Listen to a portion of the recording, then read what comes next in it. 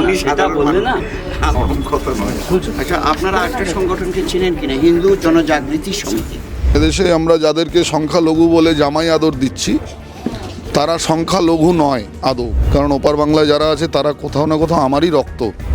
উনি যে দুঃসাহস দেখিয়েছেন, সাহস বললে কম বলা হবে, দুঃসাহস দেখিয়েছেন, কারণ উনি বাঘের মুখে দাঁড়িয়ে লড়াইটা করছেন। যখন 51 জন আইনজীবী দাঁড়ায় তার জন্য মুভ করতে, এটাই তো চিন্ময় কৃষ্ণ প্রভুর নৈতিক জয় হয়ে গেল। আজকে আপনি রবীন্দ্রবাবুর সঙ্গে দেখা করলেন, চিন্ময় কৃষ্ণ প্রভুর আইনজীবী তিনি, কতটা আশ্বাস পেলেন এই মুহূর্তে চিন্ময় কৃষ্ণ প্রভুর যে জামিন নিয়ে? আমরা জানি এখনো পর্যন্ত সে তোড়জোড় চলে যাচ্ছে, এখনো পর্যন্ত কোনো সমাধান বের হয়নি সেই বিষয়ে। আপনারাও কভারেজ দেখিয়েছেন যে বাংলার হিন্দু সংগঠনগুলি মরিয়া হয়ে লড়াই করছে, প্রাণপণ লড়াই করছে। বিশেষ করে হিন্দু জাগরণ মঞ্চের প্রত্যেকটা মুভমেন্ট আপনারা কভার করেওছেন ইতিপূর্বে।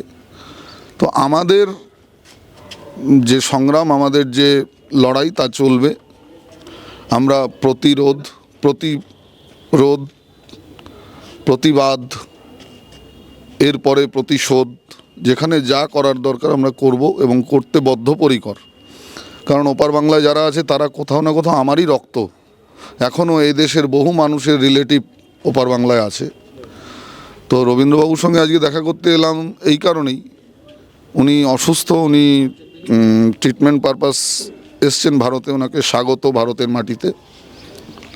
এবং উনি যে দুঃসাহস দেখিয়েছেন, সাহস বললে কম বলা হবে, দুঃসাহস দেখিয়েছেন, কারণ উনি বাঘের মুখে দাঁড়িয়ে লড়াইটা করছেন।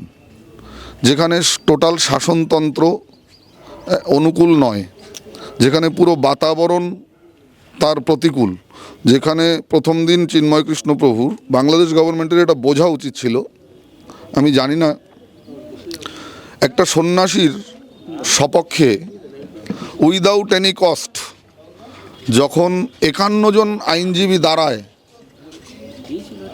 তার জন্য মুভ করতে, এটাই তো চিন্ময় কৃষ্ণ প্রভুর নৈতিক জয় হয়ে গেল। এটা একটা শাসনতন্ত্রের ওপর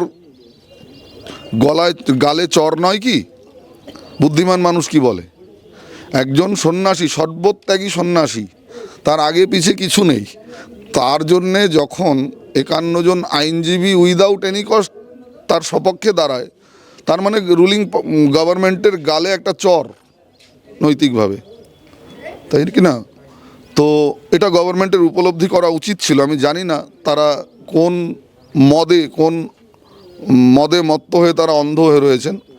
এবং বাংলাদেশে যারা আজকে সংখ্যালঘু, প্রকৃতই সংখ্যালঘু, এদেশের কথা ছেড়ে দিন, এদেশে আমরা যাদেরকে সংখ্যালঘু বলে জামাই আদর দিচ্ছি তারা সংখ্যালঘু নয় আদৌ, তারা হচ্ছে দ্বিতীয় বৃহত্তম জনগোষ্ঠী।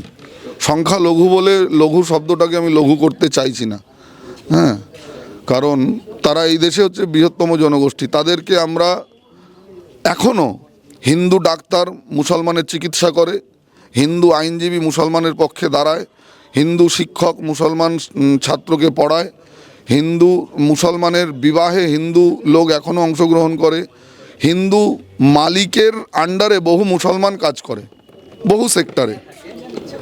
তো সেই বিদ্বেষ বা সেই যে মৌলবাদ, সেই অর্থে আপনি সার্বিক হিন্দু জনমানুষে কিন্তু দেখতে পাবেন না, কারণ স্বভাবত হিন্দুরা উদার চরিতানাম বসুধৈব কুটুম্বকম, আমাদের সনাতন শাস্ত্র আমাদেরকে এই শিক্ষা দেয়। তো শ্রদ্ধেয় রবীন্দ্রনাথ বাবু এদেশে এসছেন এবং উনি পুরুষ সিংহ, এতে কোনো সন্দেহ নেই। উদ্যোগীন পুরুষে সিংহ, উনি পুরুষ সিংহের মতো কাজ করে দেখিয়েছেন।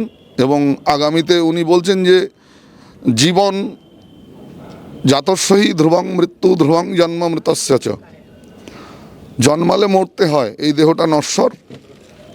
এবং উনি যে প্রাণ বাজি রেখে, ওনার প্রাণ সংশয় হতে পারে যে কোনো দিন। আজকে আপনি লাইভ ওনার সঙ্গে কথা বলছেন, বাংলাদেশে ঈশ্বর না করুন, ঈশ্বর ওনাকে আমার কেস সম আয়ু দিন, হ্যাঁ, তো লড়াইটা উনি করছেন।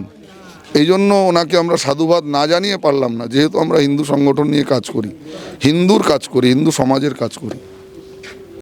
বাংলা হান্টের আরও খবর দেখতে নজর রাখুন। বাংলা খবর মানেই বাংলা হাট।